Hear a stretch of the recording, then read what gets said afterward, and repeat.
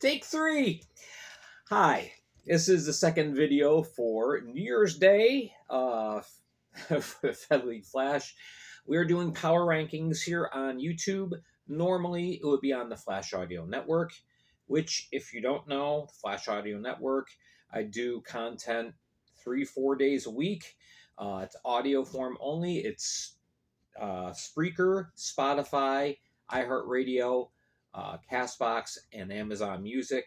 You can use whatever platform that you listen to podcasts on. We're right there. Search for Fed League Flash, and there we are. All right, tomorrow I will be on the Flash Audio Network doing news and notes. We haven't had a news and notes segment in about 2 weeks, and a lot of stuff has happened behind the scenes. So make sure to tune in for that. And in the meantime, here we are. So now I have a note on here that yesterday's games, the New Year's Eve games, are not factored into this. This is for through the period of week 12, which ended on Sunday. So if you see some of these rankings and go, what?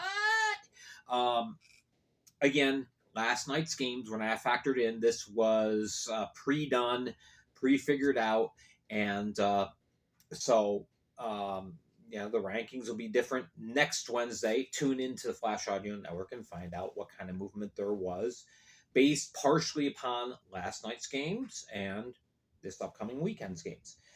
All right, so we start with number 14. All right, we are going down one spot this week, and again, not factoring in last night. The reason why I moved Mississippi down to 14 is there really has not been much evidence of a spirit of team fight with them as of late, and scoring 1.6 goals per game just doesn't get the job done. It's a team that needs to figure things out now. They have moved Jay Krupp from the ice to the bench, which I think is kind of curious. I think it's a somewhat curious move. Why they have that going on, but nonetheless, I'm not going to read into that right now. So that's the big thing: is there's just no punch. There's nothing that scares an opponent right now with Mississippi. Oh, we're taking on Mississippi. All right, well, just make sure you're covering your backside and get the job done. And play your normal game plan. It's an issue. Okay, number 13, and these two teams were in the reverse order before. I flipped them for this this last week because again, Mississippi, I'm not seeing a lot of fight, but I'm seeing it with the Dashers. I've seen improved play. The last 3 weeks, the team has played much better. Now, their recent moves kind of might set them back. A couple players got called up to the SPHL. Lester Brown was let go. I don't know if that was by his request or the team's design, but anyway, there we go. The Dashers are 13. They can't earn a win, but they are competitive, and they're forcing the opposition to play a full 60 minutes. So, that's the improvement that I saw, and that's why I put the Dashers at 13. All right, number 12, we go with HC Venom. Let's move that down a little bit. All right. The Venom, they're down a spot from the previous week. They were 0-1 this last week. There's a lot of stuff. There's just disarray right now. The team doesn't have any depth. Okay, you've got your three-headed monster of Gaeta, Jasso, and Norica. But right now, Jasso is suspended. Norica had to go home due to visa issues. He's going to take a while for him to get that figured out. And so that leaves Gaeta, and then your next leading scorer is Austin Pickford with 0 goals and 10 assists. There's no depth on this team, and that's scary. John Moriarty plays as well as he can in goal, but he can only do so much. Case in point, I will mention last night's game. He makes 55 saves, and it's not enough. Yeah, that's no fault of Moriarty, but yeah, the team needs to figure things out. Um, some of the things I found out recently regarding the ownership change. Uh, I hope things work out, but I'm not so sure. All right, number 11. It is up one spot, the Motor City Rockers. They went 2-0 last week. Babin came back. Well, he's gone again. Now he's in the SP, but at least he's not injured. Um, Ricardo Gonzalez has been fantastic, last night's game aside. Um, I mean, here's a guy that is regularly facing 44, 45 shots a game. He's keeping the team in things. He's winning games. He's getting shutouts. Uh, but, but yeah, the defense needs to pick up. Now we are seeing better balanced scoring with the team, which that's progress. So Motor City got off to a very slow start. They've been playing better as of late. All right, number 10. We go down here, and it is the Port Huron Prowlers. They played Athens tough this last week, a pair of 1-goal losses, which, that's not bad. Athens has lost a grand total of four times this year, so they played well. But they're still not matching the opposition's level when they have 5-on-5 play. They're doing great with the special teams. Their defense is sound. They're playing a sound defensive game, despite the fact that the last couple of games, Port Huron has played 11 forwards and 5 defensivemen. So, yeah, it seems to have worked. I mean, they lost a game in OT, and then Tuesday they went ballistic on Motor City. So let's see what happens in the future with Port Huron. Now, number 9, it's the Monroe Moccasins. That's better. It's tough being in a division with Baton Rouge and Columbus and Carolina and Athens. But the Moccasins have been playing pretty good since Gary Gill took over. Playing very well. Last night they played phenomenally. But again, we're not factoring in last night. The defense is not quite as dominant as it was earlier in the season. The defense and the goaltending is what kept Monroe in games earlier. But they found their offense, so now they're scoring more. But maybe they've sacrificed a little bit of defense. Here's another team that got off to a very slow start and has been picking up as of late, especially since Gary Gill has taken over on the bench. So, will they climb next week? Well, very possibly after the shutout win they had against Baton Rouge yesterday. Number 8, it is the Danbury Hat Tricks. This is a team that continues to make me scratch my head. I look at the team on paper and think these guys should be winning 2/3 of their games. And it just hasn't happened. Last week, they went 1-1. They scored 9 goals, but they gave up 11. They have a defensive unit with Jared Yao, Charlie Bedard, Josh LaBelle, Kyle Gonzalez, and things haven't come into place.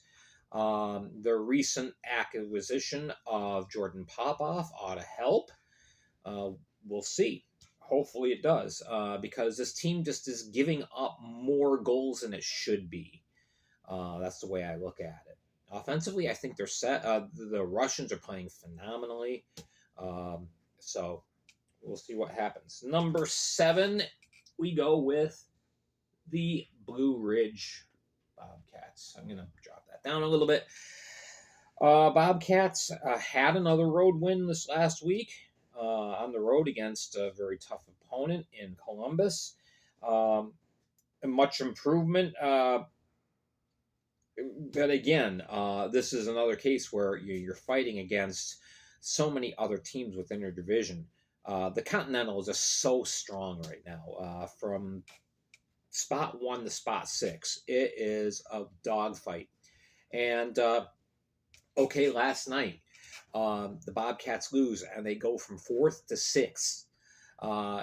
That's how tight things are in the Continental. It's going to be a dogfight all through the year. Um, so the Bobcats, they have very balanced scoring. They really incorporate a sense of team play, but every now and then, like last night, they end up being a little bit off, and it sets them back a little bit. Um, but they are playing better on the road. They're playing tougher against the tough opponents, so there's definitely progress in Blue Ridge. Number 6, we go with the Watertown Wolves. Of course, we've had a big shakeup, big change as of late. There's still some fallout happening. There's still a lot of players leaving, and the positions are not getting filled as fast. So there's a little bit of a lag. I think it's going to be a rough couple of weeks for Watertown, but the new talent that they have gotten has fit in really well. So I think once they get their roster of 19 set again, I think they'll be okay. Um, are they going to be the dominant team that we saw in October and November? Probably not, but a very good competitive team. Um, I don't see any reason why they can't finish.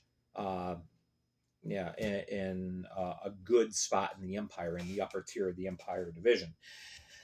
All right, number 5. It is the Rock Lobsters. All right. Um, Here we go. The team continues to win. They find ways of winning. They've played 17 games. They've been taken to overtime 9 times. So more than half of their games they're playing in overtime, which means 1 point is automatically taken off the board. Well, that kind of hurts. The one thing that Athens has in their favor is the fact that they have so many games in hand because they played so fewer games than the teams they're looking up at right now. So, like currently, they're in 5th place, but they've got 6, 7, 8 games in hand on everyone else in the division. So, if they can continue to win, they should climb the standings pretty quickly. But yeah, they need to figure out a way to finish off an opponent in 60 minutes and not require an extra 5 or 5 in a shootout. So there we go. But in the long term, they could be the toughest team to beat in the league. So we will see. All right, number 4 is the Columbus River Dragons. They went 2-1 last week. They've got 3 top-notch goalies: Lavalier, Petesian, and Bernard. They're finding their offense. They're starting to shoot the puck more. Justin McDonald is back. Brian Dunford is back. So if this team can stay healthy, they could cause some other teams some real problems. Right now, they're tied with Baton Rouge for 2nd place in the Continental. Again, we go to this disclaimer because last night's game didn't factor in. All right. Number 3, last night's games, because there's actually 2 shutouts here.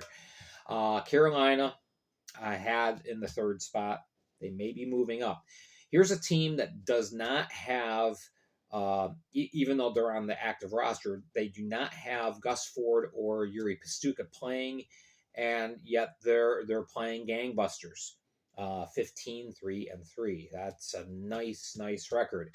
They are tough, and they're the most experienced team in the league.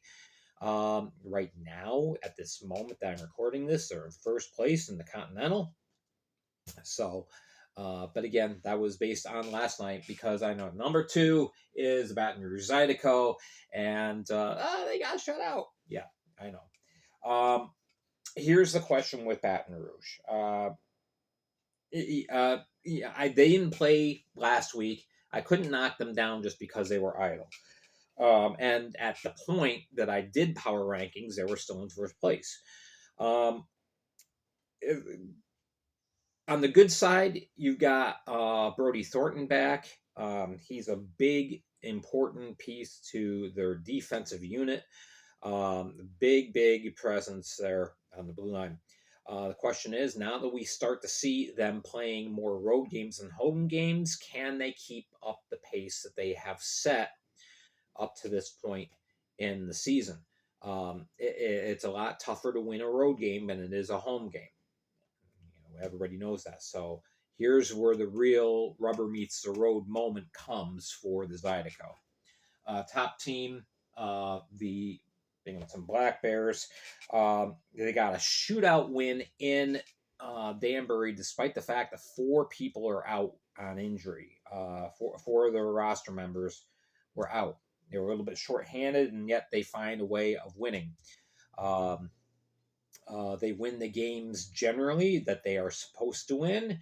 And sometimes when the odds are against them and you think, hey, the other team's got a chance, they still figure out how to win. 20 wins already in 24 games. So Binghamton holds on to the top spot. So there you go. There is our power rankings for week 12. Again, remember, next Wednesday, we'll be doing this in audio form. So no glamorous big money presentation here. Yeah, right. But anyway, I just wanted to have fun with this. I had a day off, so I thought, I'm going to do a second video.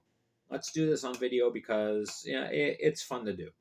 But yeah, with my schedule, audio usually works better, so that's why I do that. All right, so don't forget to tune in tomorrow to the Flash Audio Network for news and notes. Find out a little bit more about what's going on in Hudson Valley. Sometime today or tomorrow, there's supposed to be a big announcement coming from. See, I did it again. I realized it. I keep saying Hudson Valley. Big announcement for HC Venom coming up either today or tomorrow. So hopefully today, so we can cover it tomorrow. And we'll find out what else has been going on around the league. Some weird stuff that we talked about in last video. We'll see. All right. Thank you so much for watching. I appreciate it. I hope you all have a wonderful rest of the week and a great new year.